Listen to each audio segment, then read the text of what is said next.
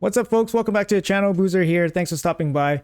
Today's video is all about talking about the brand new clan boss that's been teased the last 2 days. So today, yesterday, we've been getting constant teasers. Unfortunately, I wasn't one of the content creators that got any kind of clues or anything for this, but we can speculate on things that have been revealed already by the other content creators.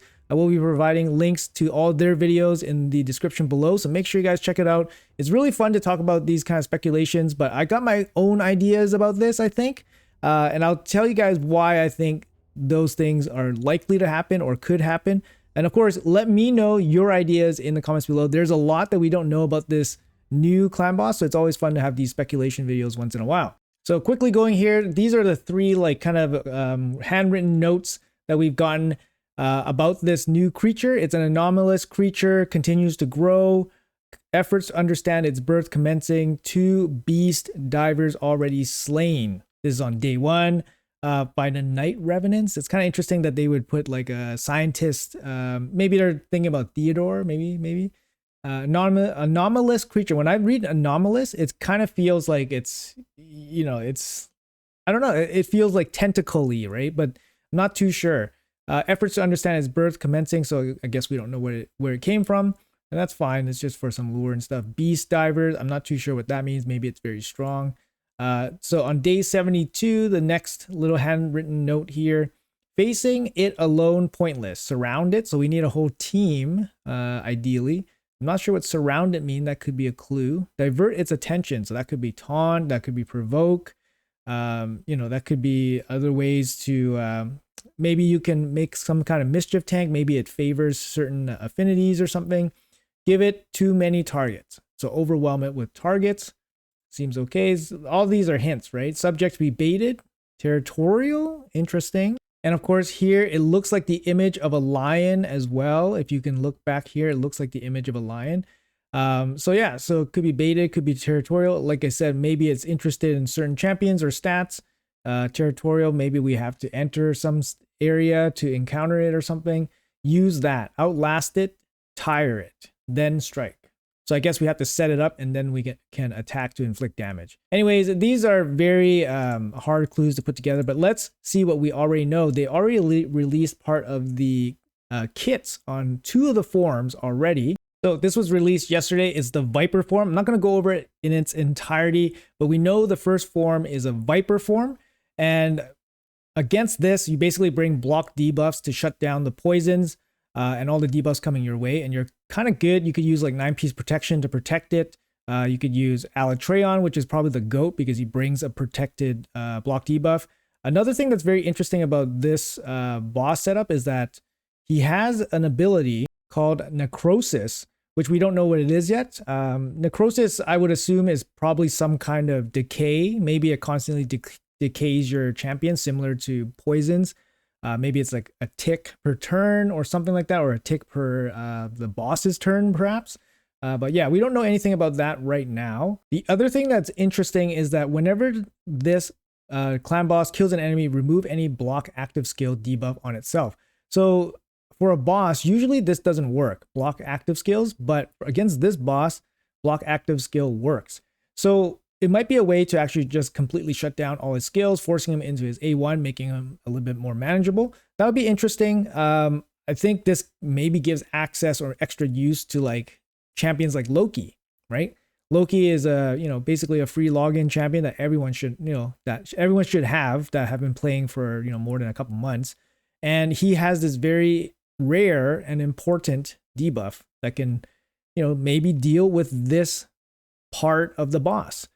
Keep in mind that we think there's 3 parts and 2 of the parts have been revealed already. So I'm not going to dive too much into it, but that is the Viper form. And actually another thing that I want to point out here is that it's going to be some kind of mythical transformation, right?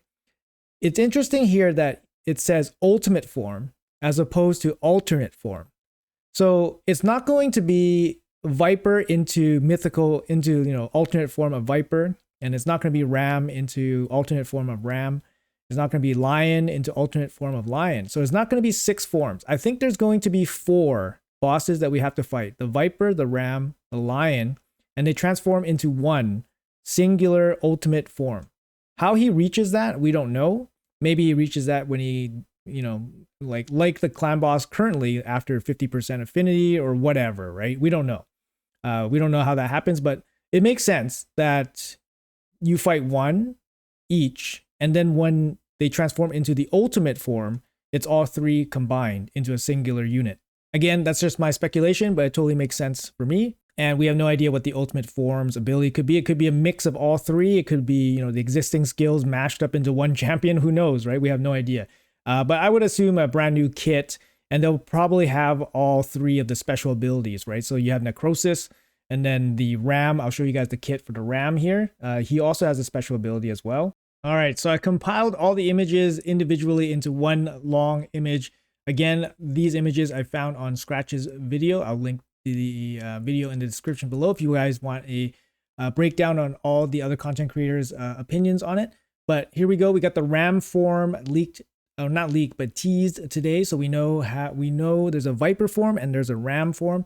So his A1 double attack, first hit will prioritize an enemy under the dual effect. So the dual effect is specific to the Ram form. So we'll get into that in a second here.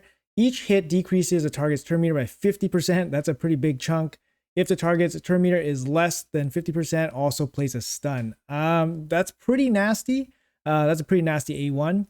And yeah, I mean, maybe we can, you know, bring this dual effect onto a champion that we want and then control the boss that way.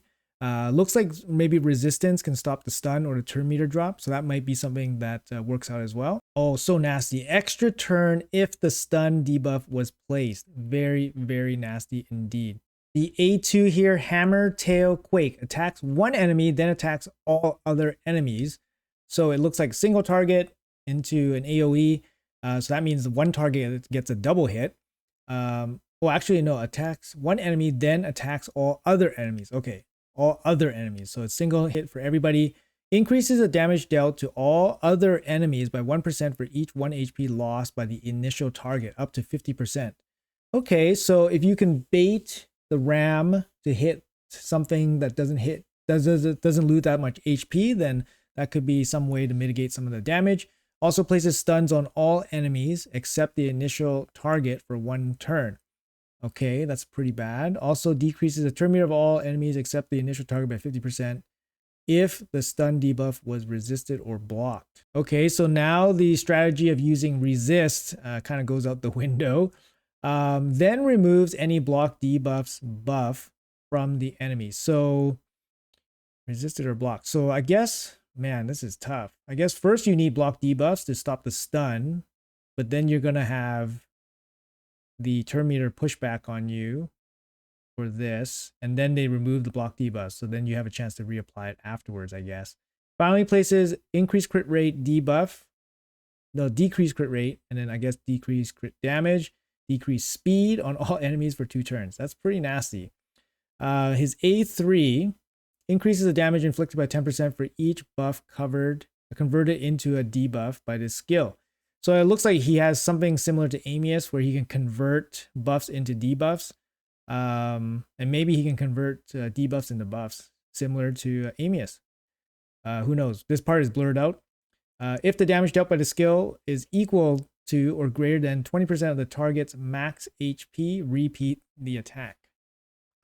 That sounds pretty nasty indeed. Yeah, pretty nasty.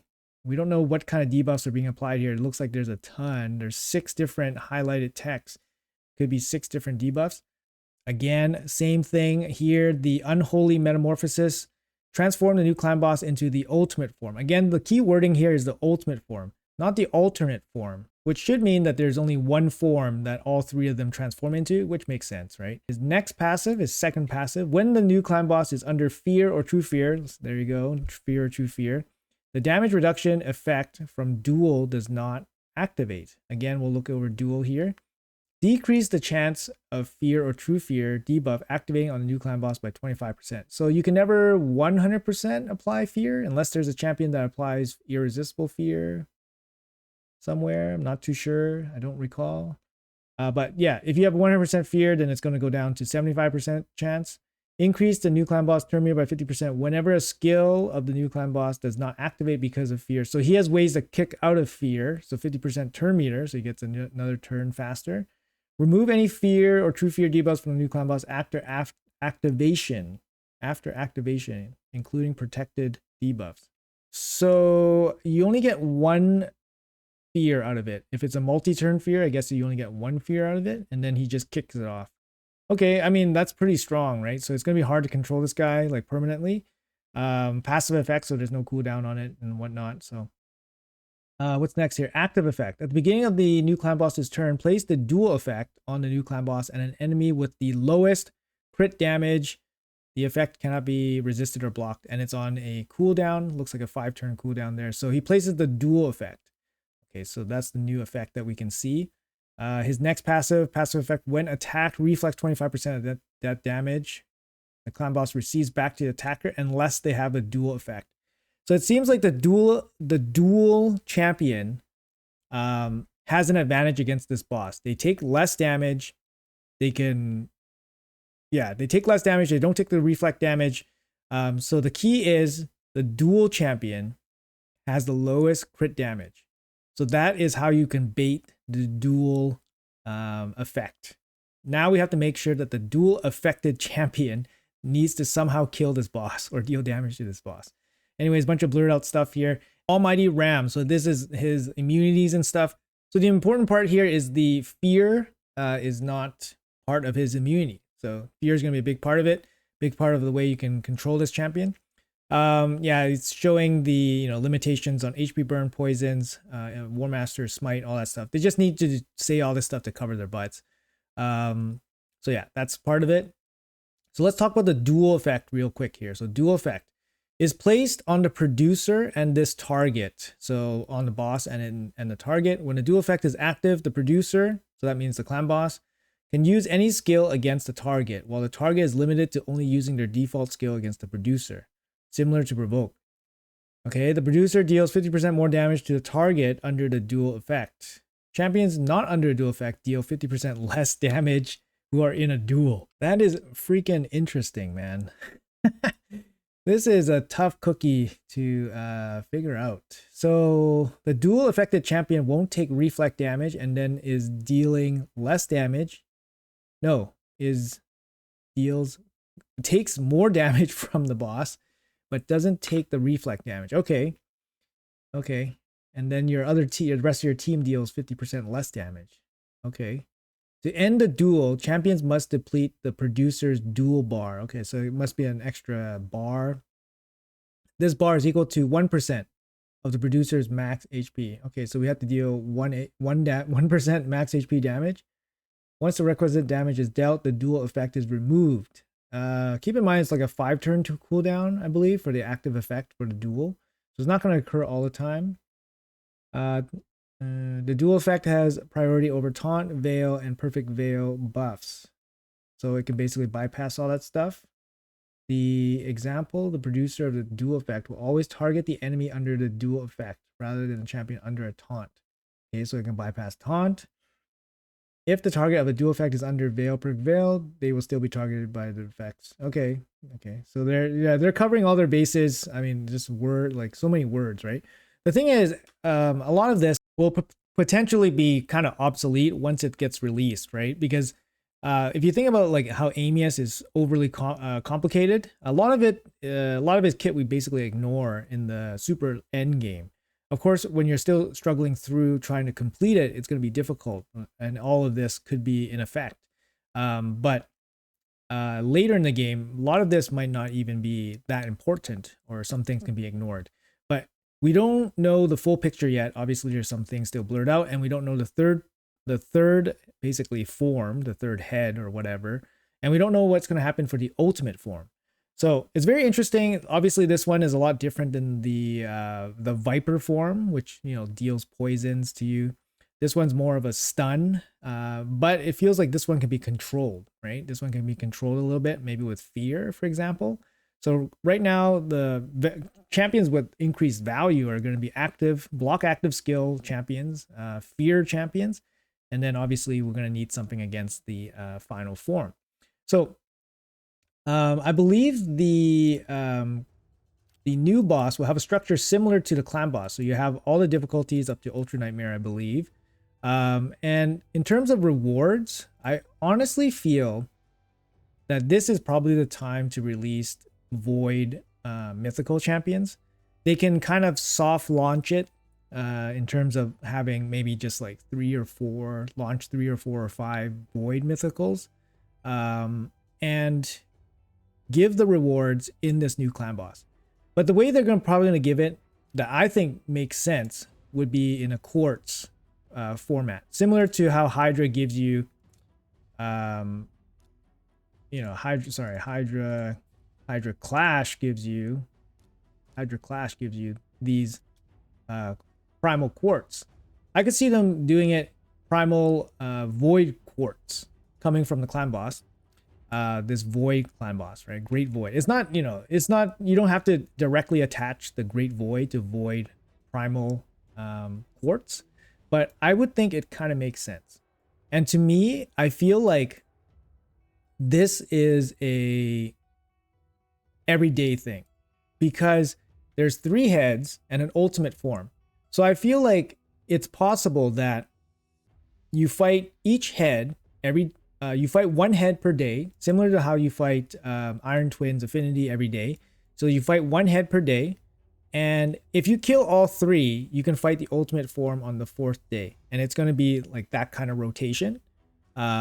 Whether they give rewards every day or give the reward every 4th day, that might be something that would be up to them to adjust, right?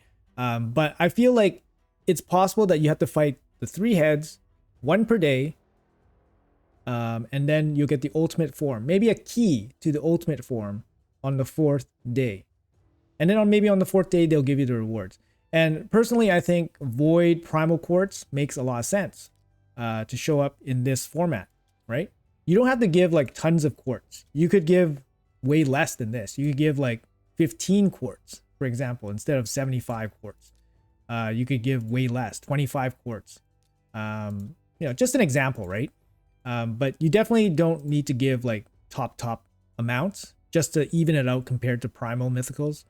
So obviously people trying to get these void mythicals will have to be constantly farming the highest levels so that they can get enough shards per month. As long as they set like maybe like the monthly limit to like maybe 4, 1 per week, I could see it working out. Like if you make it 4 a month and then find, obviously sprinkle other ways to get it in other content, I could see, Void Primal Quartz being a thing for this boss. And the way I structured it in that you fight each head every day, you collect the 3 keys or whatever, and then you can open and then have the key from the 3 defeated heads and then fight the ultimate form. That might make sense. The other thing that kind of makes sense would be that each form, when defeated, transforms into the ultimate form, and then every day you have to fight the singular form and into the ultimate form where you fight basically like the 3-headed monster or whatever. I could see that happening. That might be a longer fight, so you have 2 fights per day. I could see that happening. Obviously this seems quite tedious. It's just kind of like an extra thing, but it could be Void Quartz, Void Primal Quartz, along with a new gear set, or fragments for a free Void mythical champion, right? It could be like one fragment, and it take you minimum 3 months to get this new Void mythical free champion or whatever. And you can only get the 1 fragment from higher levels or whatever. Anyways, the way they structured it, right? It's just like, Carnage you can get in 5 months if you like finished everything. So the faster you can get Carnage was 5 months, and then more people were getting Carnage around 9 months. So you can kind of structure like the free Void mythicals similarly, right? In terms of how difficult you can get it. But yeah, those are my thoughts. I think it's very interesting to speculate on this, and I think I kind of believe that this is the time for Void mythicals. It's been 14 months since mythicals have been introduced in the game. I don't have one. I don't have one from a shard anyways. I have the free ones. I have Carnage, I have Mikage on both my accounts. I never pulled one yet.